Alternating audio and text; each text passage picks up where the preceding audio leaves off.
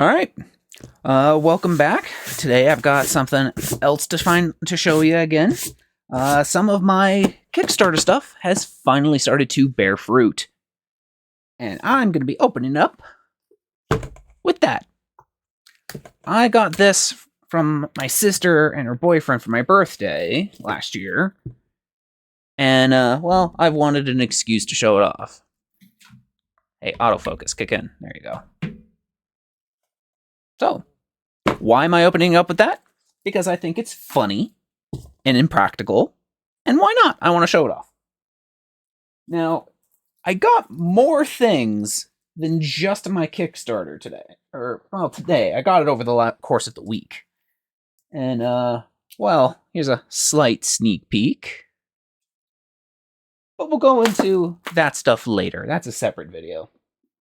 But what we're talking about today...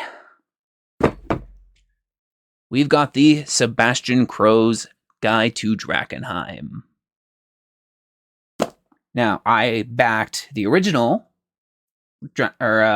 Dungeons of Drakkenheim, and I have backed their most recent campaign. Why am I suddenly drawing a blank on what that is called? Wow, I am having just goldfish brain right now. Why can I not remember that? It will come back to me later. But anyway, when I first got it, it also came with a nice poster, which I think that is some nice looking art right there.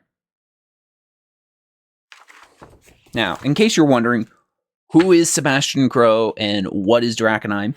It is a D&D 5e supplement material created by the YouTube channel The Dungeon Dudes. I think it's Monty Martin and Kelly... can't remember his name. Sorry. I'm terrible with names. It will take me a year to remember a friend's name. That's why I give people nicknames usually. So anyway, theirs is about a meteorite that strikes a major city and different factions fighting over the ruins. Sebastian Crowe is one of the characters that one of the two players play. And they lead a whole campaign through it. And, well, after that campaign, they decided, hey, let's make this an actual product. Now, fun fact. Dungeons of Drakkenheim, not the first book of this series, is the very first product, third-party product, to be released fully on D&D Beyond. I don't believe you can buy it on D&D Beyond just yet, but I think there's like pre-orders available for it. I think the only other third-party content on there was the Blood Hunter, and that was from Critical Role. But if you wanted a full story, a full campaign, this is the first. Which means Wizards of the Coast might be relieving some of their third-party anxieties, which is good. More stuff for people to play. Now, I'm trying to use the corner of this axe to cut the plastic wrap. There we go. Now, I haven't opened this yet. This has been sitting on my desk for almost a week. I've been having to basically demolish my room and reorganize it, and that's been a chore and a half. We will talk about that later, but let's get into the unboxing.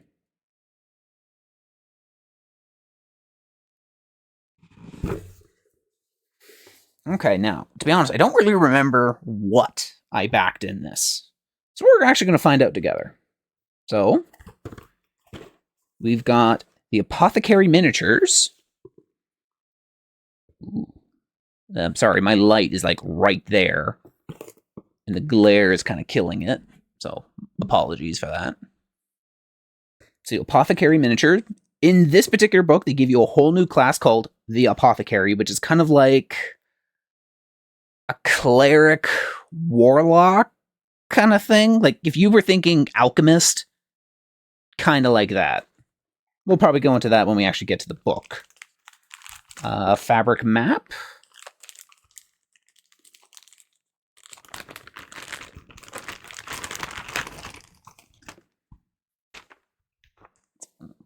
that up.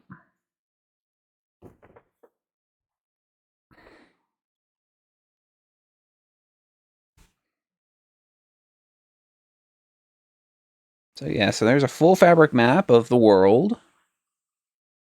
Now again, Dungeons of Drakkenheim takes place in the country of Westamar, and you've got its surrounding countries, which this book is supposed to go into more details about the neighboring countries, like who are their leaders, what are some named locations, what's some stuff going on there.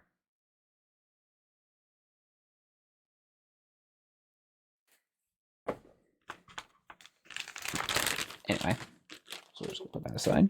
We've got some card packs. So we have Magic of Drakkenheim,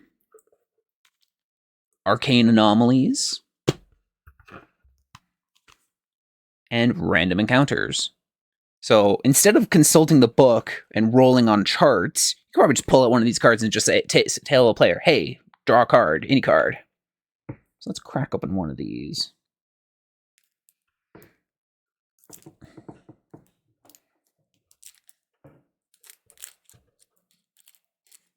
There we go. Actually, I think there was a thing I could have peeled off on the top. Oh well. I'm committed. We do things my way. And in case you're wondering, that this is a blood blister. As I was reorganizing my room, I was hammering in some new shelves and I whacked my finger. A blood blister is basically where the tissue under your finger is damaged, but the skin is still intact, so the area fills with blood. After a little while, the skin underneath will regenerate and push all this stuff off as the old skin flakes off, so don't worry about it. I'll be fine. As long as I don't pierce it, we're fine. Anyway. So, random encounters. So what is our first random encounter? Nothing. Absolutely nothing. I'm guessing they give you some blank cards so you can write your own random encounters. Okay, next. Another one. Another blank. Blank. Blank. Okay, here we go.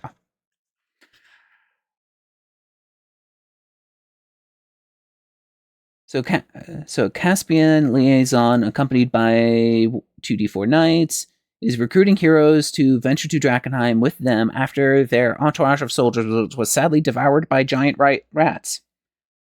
In Illyria, along the side of the road is a commoner next to his broken wagon. A shipment of delirium has spilled out across the road, and he is scooping it back into a box with his bare hands. He is gaining contaminations and will mutate into a terrible monster. Probably if you don't stop him, or if you don't help him, he will. Or in Caspian, a gathering of 3d6 giant elk is grazing in the tall grass. If startled, they will cause a stampede. So they give you a random encounter based on each, what area of the world you're in. This one, in Westamar, deep in the night wanders. Okay, I'm going to try and see if I can bend this in a way that I'm not going to, my light won't blind it. Deep in the night wanders a squadron of 2d4 vengeful soldiers, or whites, who have died during the Civil War in a pointless battle. In Illyria, a small clearing among some rocks and debris houses a monolithic shrine where a chain devil summoned by 5d4 cultists plot their next move. Or in Caspia, a band of wild lions protect their pride from intruders in the savannah. And we'll do one more card. Richard Steelfang and his gang of 6d6 Steelfang mercenaries on the road to Kesselholm on a job opportunity. They have several new recruits, in quotations, in a cage in the back of a wagon, begging to be let out. Richard warns it for their own good. Come nightfall, the recruits will transform into werewolves for the first time. In Illyria, an abandoned chapel on the edge of the desert has been overrun by eldritch crawlers. A group of Silver Order paladins want a relic within, but have been unable to obtain it.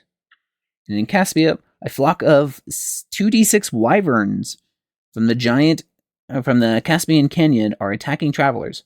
Their nest needs to be discovered and destroyed. So yeah, so basically if you want a random encounter based on where you are in the world, hey, draw a card, any card. I'm going to put the blanks underneath.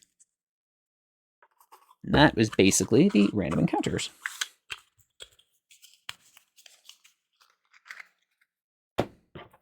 Now we have arcane anomalies. Let's just use the pull tab this time.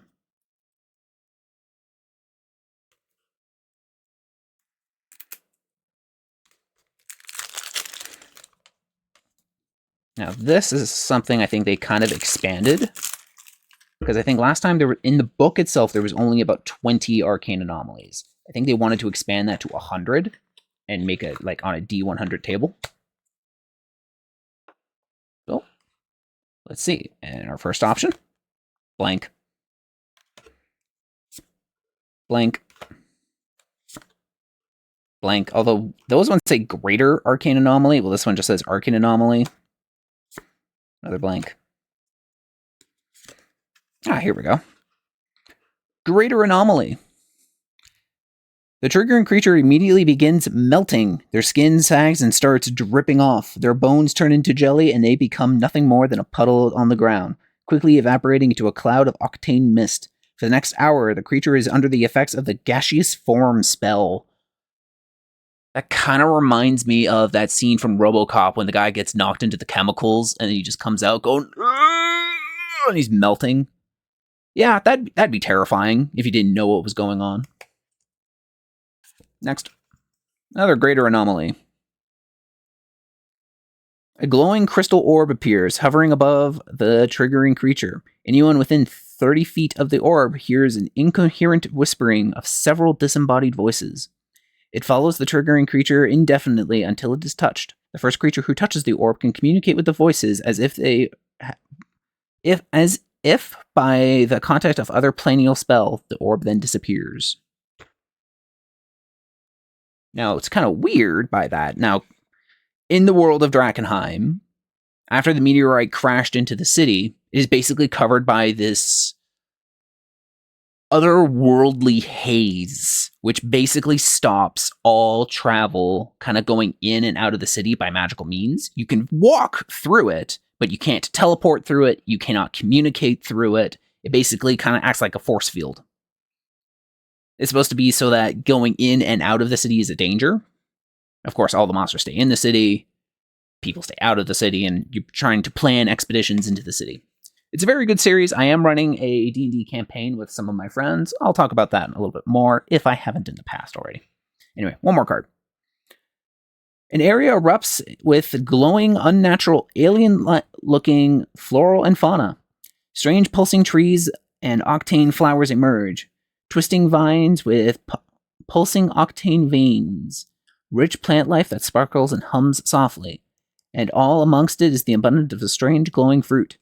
Any creature who eats the fruit, of the strange fruit, immediately gains the benefits of the hero's feast. While under the effects of the spell, their eyes glow with an octane light, and their veins bulge and glow as well. They shed dim light in 10 feet in a 10-foot radius around them. The plant withers and crumbles to dust after 1 hour. So again, not all of these arcane anomalies are bad. It's basically every time, it's kind of like a wizard or a sorcerer, a wild sorcerer's wild magic kind of kicking off. I think if you, what is it? I think if you roll, I'm pretty sure if you attack with a leveled spell and you get a 1, or that you're supposed to roll a roll, and if you get a 1, an arcane anomaly kicks off. And it can do a whole bunch of things like, well, fireball your teammates, but they're all supposed to be theme based on the game. So if you're a wild sorcerer or playing as a wild sorcerer in a Dungeons and Drakkenheim's game, oh boy, are you going to have a bunch of random shenanigans happening to you. No, this one does not have a pull tab. All right, back to the axe.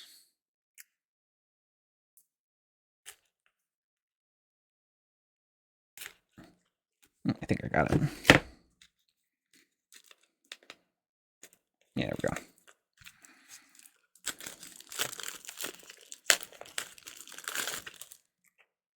Let's check out some spells in here. Oh, this is a much thicker deck. I do like the backing designs of these. blank, blank, blank. Oh, wait, there's an extra set of cards in the back here. We'll look at those in a minute. Okay. We have Touch of Death, 9th level necromancy spell. Make a melee spell attack against a target within 5 feet of you. On a hit, the target takes 200 poison damage. This damage ignores any resistance or immunity to the creature has to poison and can't be reduced or prevented in any way. The potent poison lingers in the target's body and pulls it towards death. A target reduced to 0 hit points by this poison automatically fails a death saving throw until it finishes a long rest.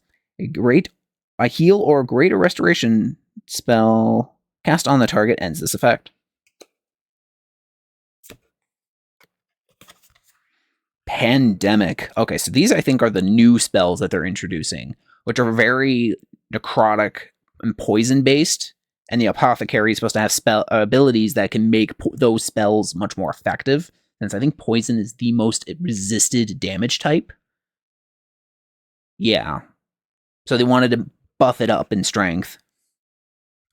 Component.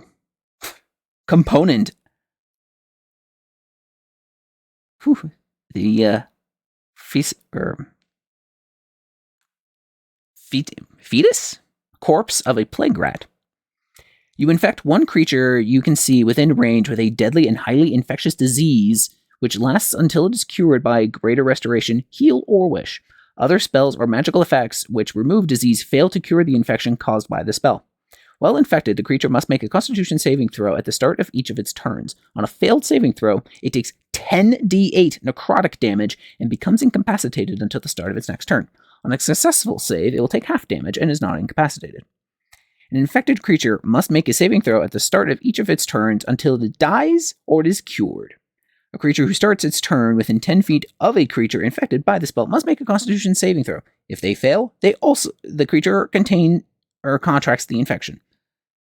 While you cast this spell, you can choose yourself and up to 8 other creatures to be unaffected by the infection caused by this spell. Oh, this is basically Super COVID. Or Super AIDS, whatever you want to call it. I remember in World of Warcraft, they had an event where there was a boss, and I think it could inflict people with some kind of plague, and basically it would cause massive amounts of damage to you, and you were supposed to get cured. The thing is, this happened to a boss.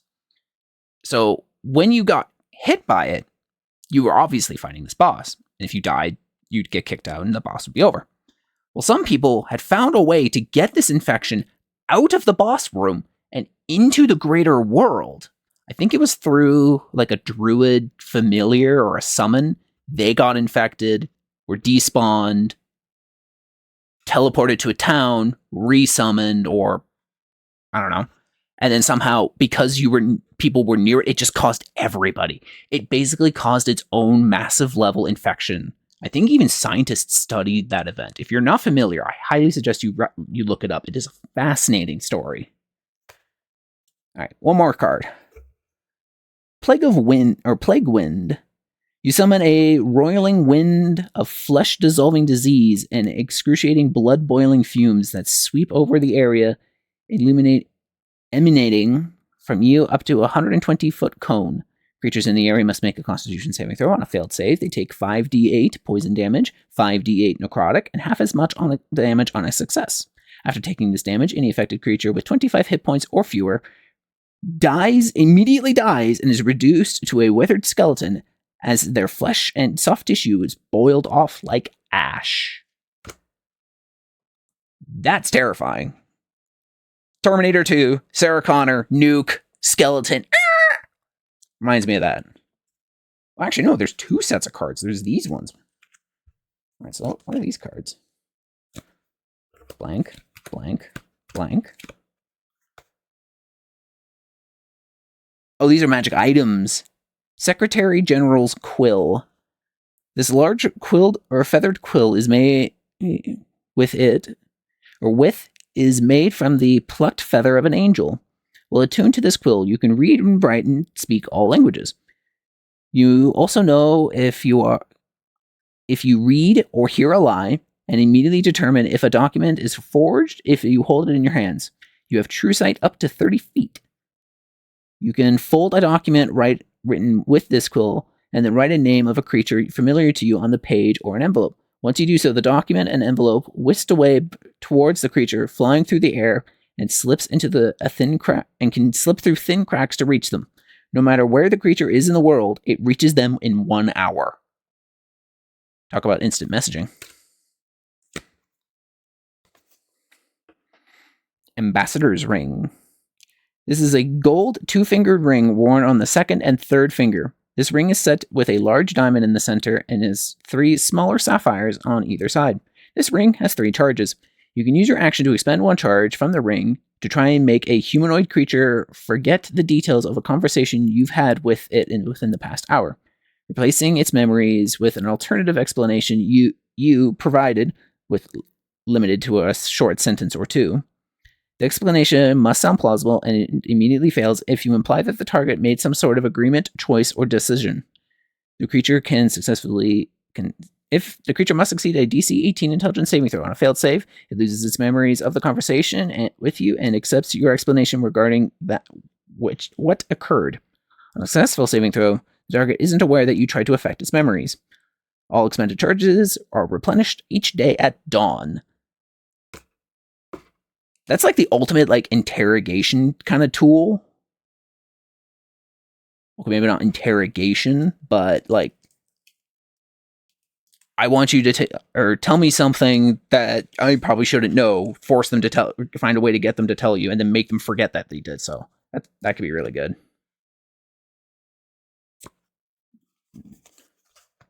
Aqua Expurgo. This I know. Aqua Expurgo is basically how you cure yourself of contamination. So in Dungeons of Drakkenheim, they have this expanded exhaustion mechanic called contamination. Anytime you kind of get in contact with a monster, it has a chance to contaminate you. If you touch the weird meteorite remaining pieces called delirium, you can get infected. You touch contaminated water, you can get infected. If you gain too much infection, it starts having really bad or detrimental effects, and can even turn you into a monster, kill you, and then the DM takes over your character. This is one way to cure yourself with it. So I won't go into too much details about that. Aqua Delirium. It's a similar potion. Oh, and, okay. Blank. Delirium Meteor Swarm. Okay, so I'm guessing one is one class of spell. Then we have magic items, and I think they had contaminated spells. If you cast this, you can make enemies gain contamination. Vanish to the space between. Okay, all right. Let's read this one. We'll read the other one, and then we'll move on. Delirium Medium Swarm, 9th level contaminated invocation. 1 mile, 1 action, verbal, semiotic, and material, 1 minute cast. An ingenious rock of delirium fragment worth at least 100 gold. The spell consumes.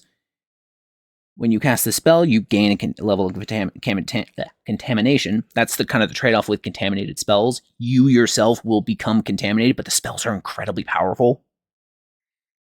You call down Eldritch Falling Stars to impact 4 points that you can see within range. Each creature within 40-foot radius centered on each point must make a dexterity saving throw. The spheres spread around corners. Creatures take 10d6 radiant damage, 10d8 or 10d6 necrotic, 10d6 thunder, 10d6 psychic, 10d6. Oh my god, how many d6s? 10, 20, 30. 10, 20, 30, 40. And 10 d6 force. That's 50 d6s! Are you insane? On a failed saving throw, half as much on a successful. A creature in the area of more than 1 burst is affected by only 1. Okay, so you can't just nuke a guy by hitting him with all 4. Okay, that's slightly more balanced. Falling stars contamination lasts in the affected area for 1 hour. A creature that starts its turn within the affected area must make a Constitution saving throw. On a failed save, the creature takes 10d6 or 5d6 necrotic damage. I keep saying 5. It's 10. It's not 10. It's 5. Gain a level of contamination. It takes half as much damage and does not gain contamination levels on a successful save. Creatures reduced to 0 hit points by this damage immediately undergo a monstrous transformation as if they had gained 6 contamination levels. The spells damage structures and objects in the area that aren't being worn or carried. Wow. And then banished to the space between worlds. You banish a creature that you can see within range into the space between worlds. Upon this rolling plane of chaotic potential, the target wanders inconceivable vistas, searching for a way back via strange and absurd exits. The target remains there for the duration or until they escape. The target can use an action to attempt to an escape. When it does so, it must make an intelligence saving throw against your spell save DC. If succeeds, they escape. On fail, they take 4d6 psychic damage. When the spell ends, the target reappears in the space they had left. If the space is occupied, then the nearest unoccupied space. Time passes differently from the time within the space between worlds, and is perceived that the time spent there is having lasted hundreds or perhaps thousands of years, even as if only one has only been gone for a round or minutes in the mortal world. Creatures which die in the space between worlds do not return. Wow. Okay. There is some spicy material in this card deck. Very spicy material.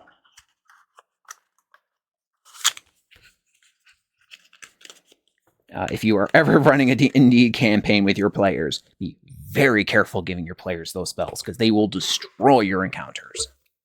All right, now we have the tactical terrain of the world of Drakkenheim. So this is not just city locations. Of course, you can use these in multiple areas. Like, for example, this beach one, I could totally use that in the Sunken Isles campaign. But hey, let's crack this open.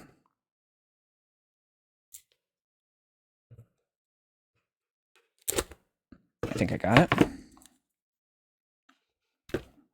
Nope. Note to self, don't use hand axes as cutting materials. They're not good for cutting wood, but not other things.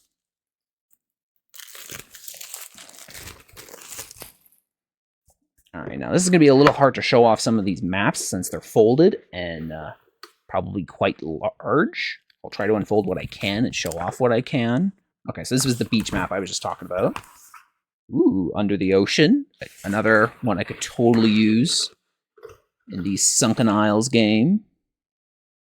If my camera would focus, thank you.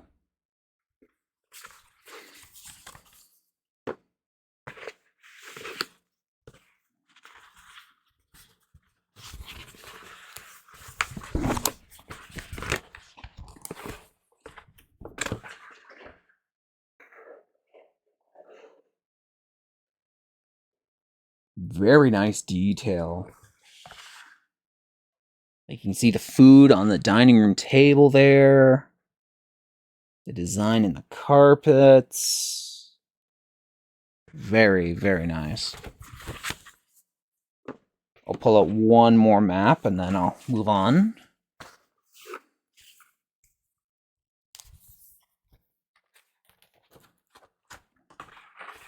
Okay, it looks like a town. I'll try and open up this one all the way, but like I said, we're not going to be able to see much.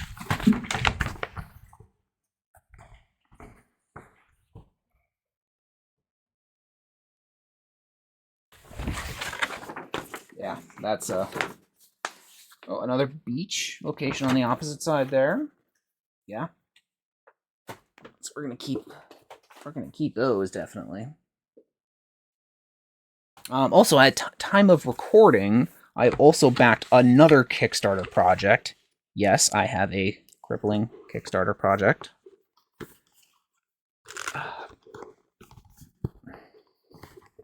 Addiction, I would say.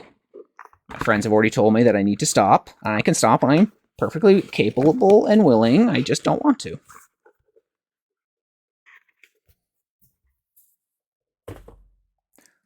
Give me one moment. I'll see if I can open up my Kickstarter. I won't do it on video, so you won't see it. I just need my keyboard.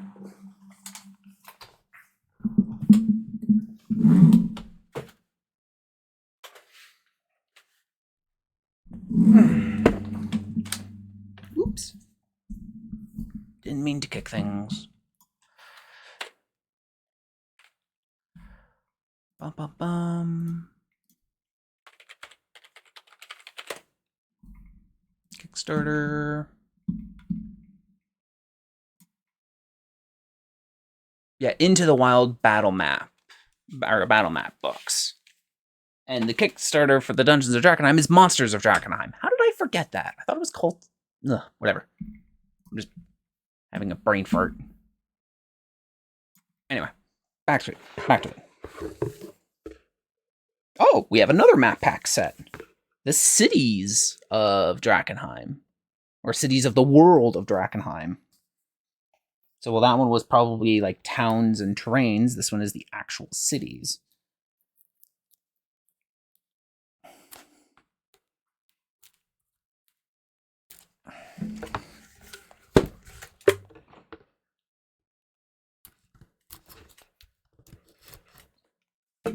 Oops, oopsie daisy, I scraped a little bit of that off. Oh well.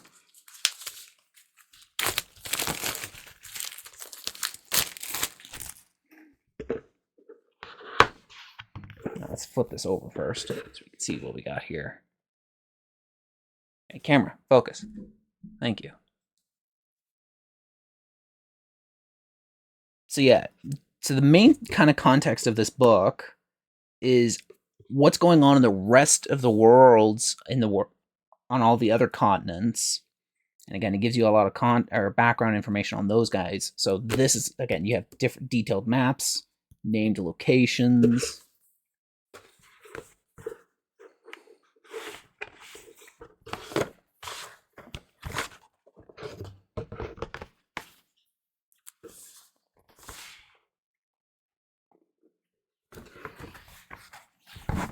Oh yeah, here we go. So the back side's got like the main layout of the town or city. And then on the other side is either probably a named location or a generic cityscape.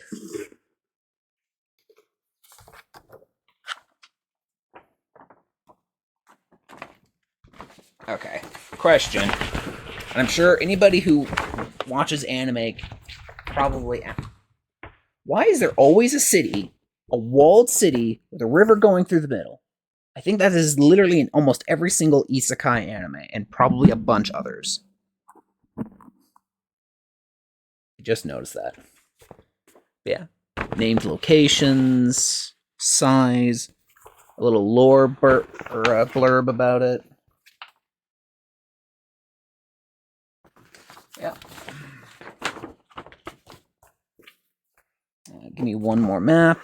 Let's go something a little further back.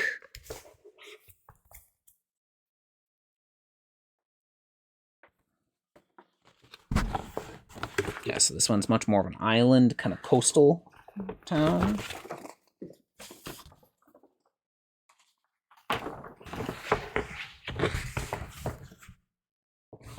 I know, I'm sorry I'm not showing a big amount of detail on this. These maps are very large and kind of difficult to show off. I am but baby content creator. Please have mercy.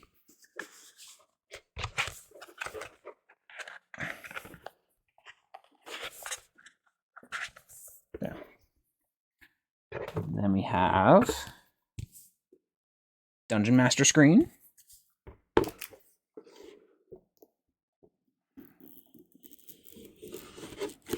Now that is kind of how I wanted to use the axe to cut things.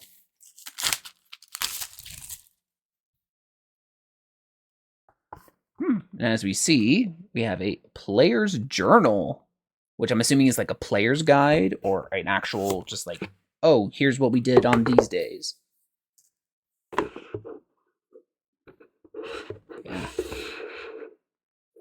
Some good looking art.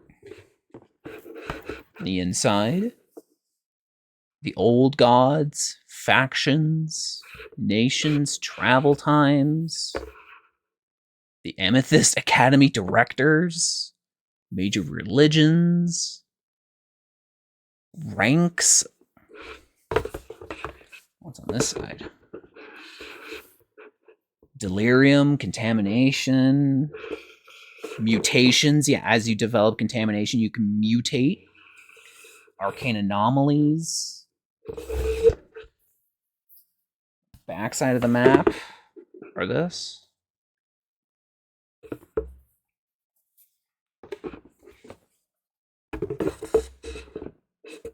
Yeah, some very, very nice looking art. Okay. And then the actual guide. We will definitely go into that a little more in a moment. Let me just see if I can cut this open.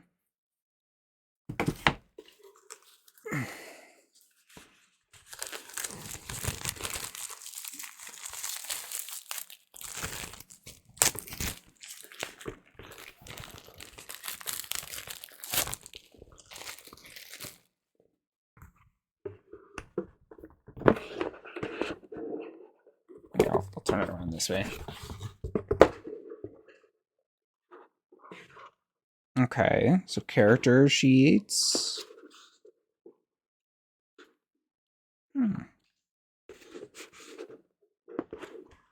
Oh, here we go. Factions. Main content, proportions. Feet, descriptions.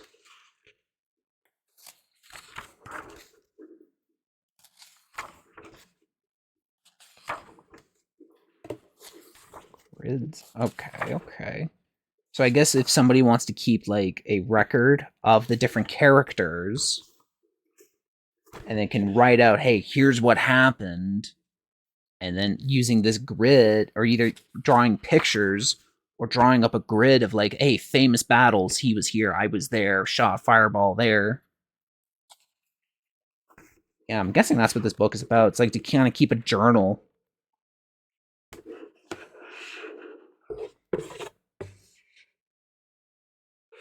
Yeah, so yeah, that's pretty much what this book's about. On the backside.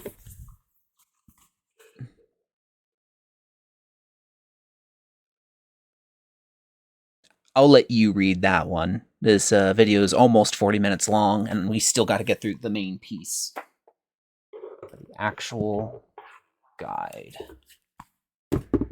Sebastian Crowe's Guide to Drakkenheim. On the cover, we have Sebastian Crowe, and in the back, we have a creature called the Duchess. On the back of the book, World of Drakkenheim. Drakkenheim is no more. Left in ruin by a cosmic disaster, the threat of eldritch contamination has grown beyond the walls of the ruined city and into the world unprepared for its terrors. Discover the lore, people, history, characters, locations, and the conflicts found within the world of Drakkenheim, a dark fantasy setting gripped by the political intrigue and cosmic horror. The pages herein and packed within information for both players and game masters to inspire player creations or character creations, adventure ideas, plot hooks, villains, and more. Game masters can use these pages to expand their adventures in the Dungeon Dudes hit adventure Dungeons of Drakkenheim, or design their own adventures or entire campaigns set within the nations of Westamar, Caspia, Illyria, and beyond. There is also a new class, the apothecary. Apothecary combines medical knowledge with arcane magic. Their eldritch methods can heal, transform, protect their allies, but can also be deadly techniques that can harm and kill their enemies. Indeed, an apothecary understands how the difference between a poison and a cure often lies in only the dose. New subclasses. Discover new subclasses with each of the 12 core character classes in 5th edition, inspired by the trappings of eldritch horror and dark fantasy, revealing within the world of Drakkenheim. New spells. A volume of over 50 new spells with at least one spell for each level, including cantrips. These spells conjure acid rain, unleash corrosive blasts, spread vile pestilence, or lay the waste to your foes with a corpse explosion. At the very bottom, we have one final thing called tool feats. Now, this is one thing in the main game a lot of people don't use, is tools. So if you are proficient with a tool, you can use a feat to do something extra. Inspired by occult practices and dark fantasy, this book provides a dozen new feats, expanding on how player characters can use their tools during their adventures and downtime. These feats allow characters to improve weapons and armor, brew potions, create scrolls, build traps, and more using their extensive proficiencies. So, I guess, shall we dive in?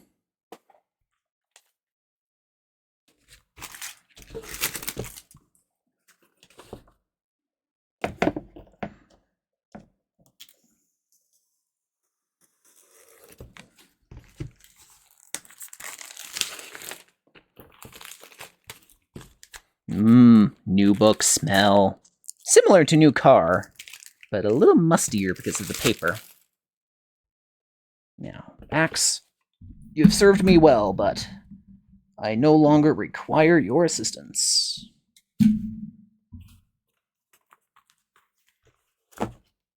Again, apologies that my light is there.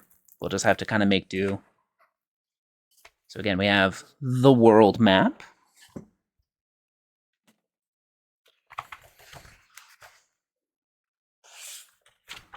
Table of contents. A beginning introductionary from Sebastian Crowe. Chapter 1, The World of Drakkenheim. I'm not going to read too much of these. I'll try and stay on a couple pages if something's really important that we should be looking at. But this is kind of just going into details about the world itself, history, religion,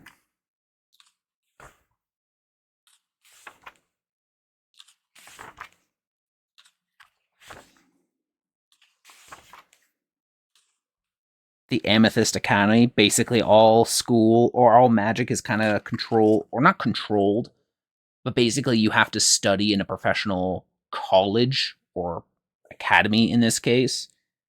If you are what is called a mage-born, basically magic in this world is hereditary. You are born with magic instead of you just learn it. That's a slight change they made for their setting.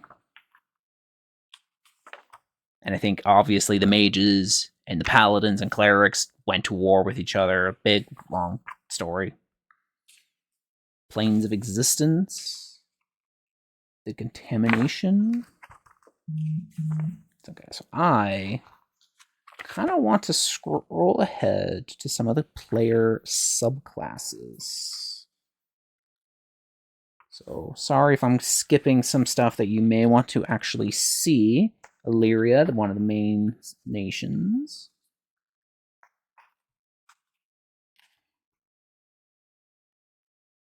Capital City. Caspia, which is like, I'm going to probably think of it as like Rome or Greece.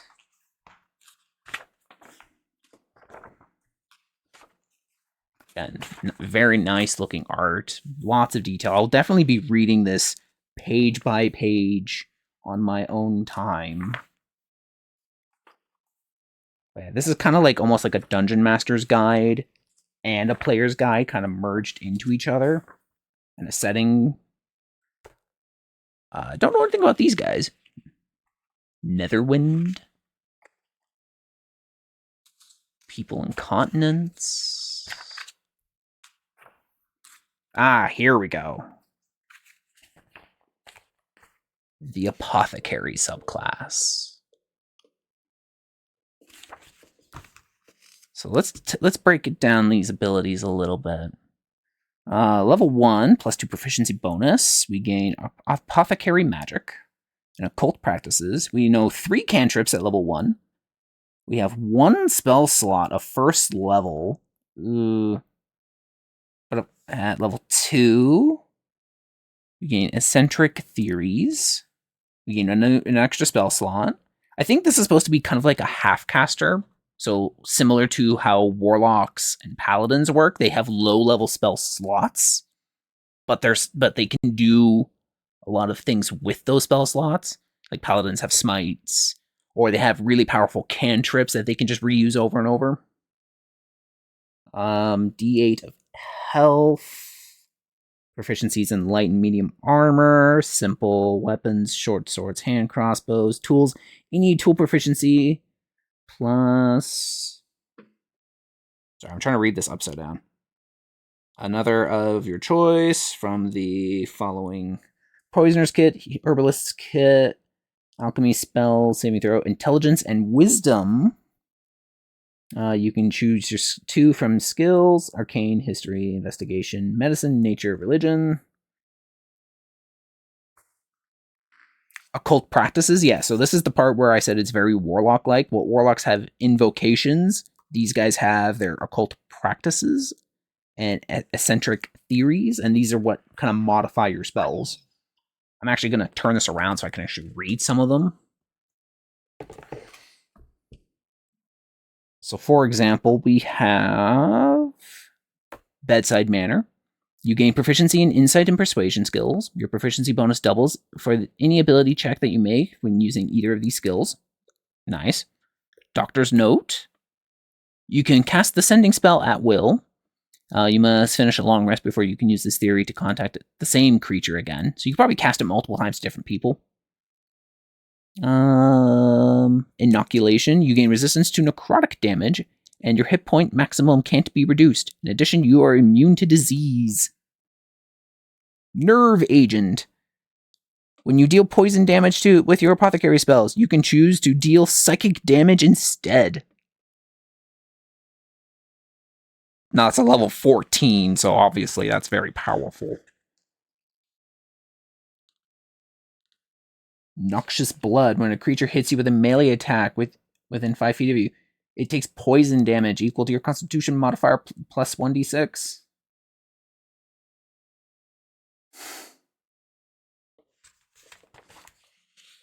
And then we have their subclasses. The Alienist. Probably think of a few characters in Bloodborne are like that.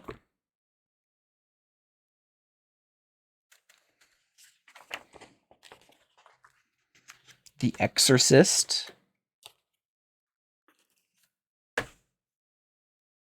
We finally have our Plague Doctor, everybody. The Pathogenist. The Reanimator. And now we have our subclasses. For Barbarians, I think there's 2 in here. We have Pack of the Haze Rager, Path of the Old Gods. I think this one is like an unarmored, or not unarmored, like a melee, an unarmed fighter kind of one. I'm pretty sure it's this one. I could be wrong. It could be the other one, but one of them.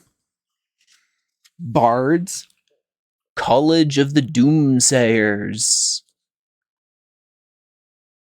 Did they only get 1? Oh, I thought they had 2. Huh, okay. The Shadow Domain Cleric. Druids. Circle of Contamination. Fighter. The Commander. Okay. Little bit of background story. The Commander class, or the Commander subclass in this, is very similar to the Warlord class in Dungeons & Dragons 4th edition. Now, I know a lot of people don't know anything about 4th edition, and those who do don't like 4th edition. But Warlords were like a support kind of class, where they could use their abilities to allow other teammates to take actions. Like, hey, you get a bonus attack. You get a free movement action. You get a free reaction. They could basically command the battlefield using their abilities. And that's a really unique concept, but the problem was You didn't do much. Everyone else was doing it for you. Monks. This is one other thing that's really good about this book. The monk subclasses greatly improve monks. First off, monks with spellcasting is good. Ways of the Arcane Hand. Or how about Way of the Serpent? Would you like to give your monk reach? With halberds, glaives, polearms, and have your monk traits work with it? That's amazing. Oath of Hexes Paladin. That art looks really kick-ass. Urban Rangers. Would you like to basically be Assassin's Creed parkour, jump over buildings? This is for you, basically. Rogues. The Smuggler. Sorcerers. The Delirium Soul. Warlocks. Cosmic Patron. And the Flesh Patron, which I think these ones can do things with like modifying their own like bodies, obviously. Yeah, reshape flesh. Wizards. I think Wizards got, probably the most.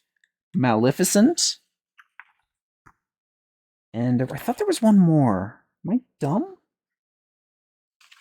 Actually, I might be thinking the Warlock one. I thought they had a second one. But these are basically the types of wizards that would take all those contaminated spells, because these ones have abilities where I think it increases your contamination levels to 10. Usually you can only have 6 and then you die and mutate. I think these guys can have 10, and they have ways to, I think, either negate gaining contamination, pass it on to someone else, or just straight up reduce it. So these guys would make the most of those contaminated spells. The tool feats and other feat proficiencies.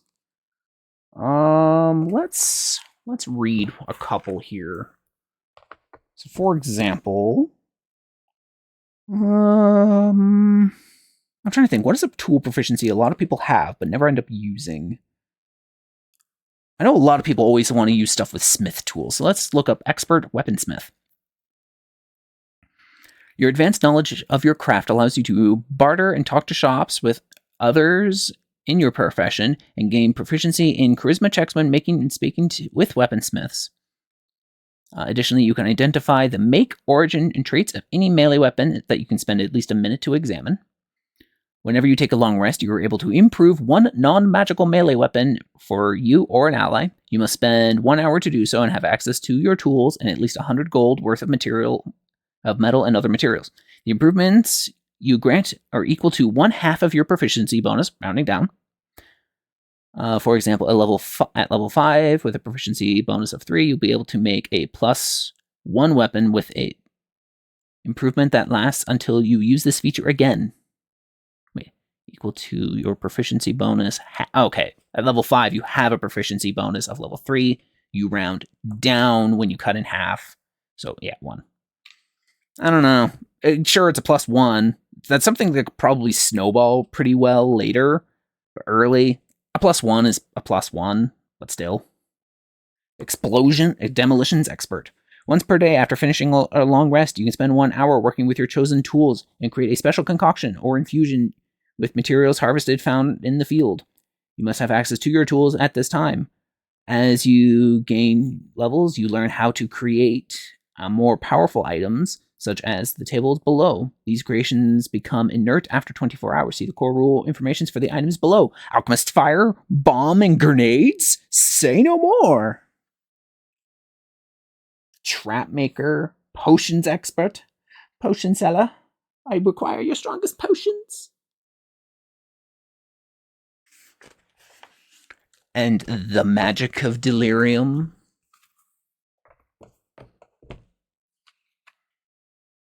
That is really good looking art.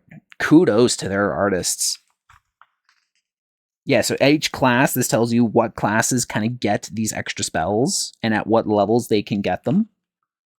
So I think these are all added to like your spell lists, but you, again, either pick them or learn them later as you go. Details on those spells themselves. Again, we read some of the higher level spells in the cards. So I'm not going to go too much into this. You feel free to pause the video and look at some of them. Contaminated spells. Continental. Right now, yes. Oh, right. Okay. In the Dungeons and Drakkenheim game, there are, in the city of Drakkenheim, the king and his like royal court all have very rare magic items that are all attuned to each other and attuned to the king's crown. Now, he, as long as he has a court with all these other magic items, can actually cast the wish spell. This is what makes him king. Now, during the campaign, those items have been lost, and kind of a hidden objective is for the players to find them. But each kingdom in the world has their own set of these magic items.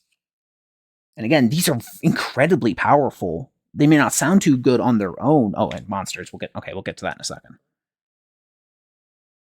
Yeah. Now, I think, and I want to say in each world, they all have the option to do Wish. Now, you'd think, hey, if everybody can cast Wish, isn't that not impressive? The problem is, the Wish spell takes, like, I think a toll on your life every time you cast it.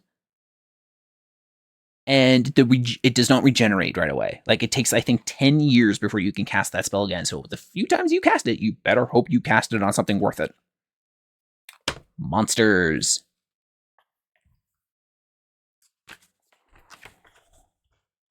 Oh yeah, the Duchess from the cover. Now, I know in the new Kickstarter they were launching the Monsters of Drakkenheim. A lot of monsters from I think either this book and definitely from the previous book are getting reworks. And some of them are going to become like monsters upgraded or monsters unlocked. They'll have like new abilities and new shit like that. Oh man, it's massive. That's terrifying.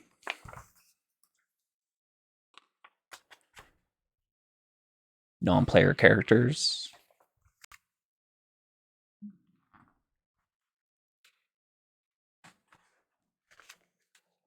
Raptor Cavalry. Yeah, cool. There's dinosaurs in this world, in case you didn't know. Legendary figures. Yeah, all in the Drakkenheim world, each faction leader is considered like a legendary level character. And like they are like a thing and a half on their own.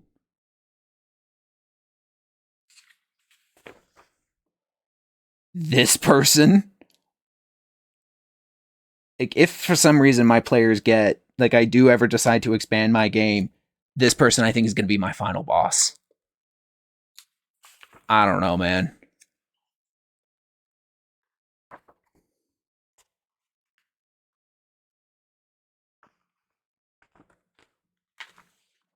Yeah, more stuff on Delirium. More really good looking art. Oh, and that's the end. I wanted more. I was having fun there. Oh, well. So, yeah, that is the Sebastian Crowe's Guide to Drakkenheim Kickstarter and everything I backed. All in all, I am very happy with my purchase. It took a little longer to get. Part of that I blame on Kickstarter because apparently if you are a Canadian citizen, which I am, you are apparently one of the last people to receive your rewards. I don't know why. This happens with everything. I just look at the comments saying, I got it. And it's like, I haven't gotten it. Where is it? But yeah, that's a lot of material. And this is a long video, almost an hour. So, yeah, so if you're ever interested, I'm sure you can buy these books on their own. Ghostfire Gaming is their publisher. I'm not sponsored by them. I'm doing this because I really like their setting. I really like the story. I like the characters. The Dungeon Dudes themselves have their own running campaign that you can watch if you are, again, interested in see how this world works. Highly recommend you look it up. It's on their channel. And again, it will also be on D&D Beyond. So if you feel interested, you can grab it there too. But I think that's it. This video has gone on long enough. I think it's time to go. So thank you for joining me on this unboxing video. Everybody take care and have a great day.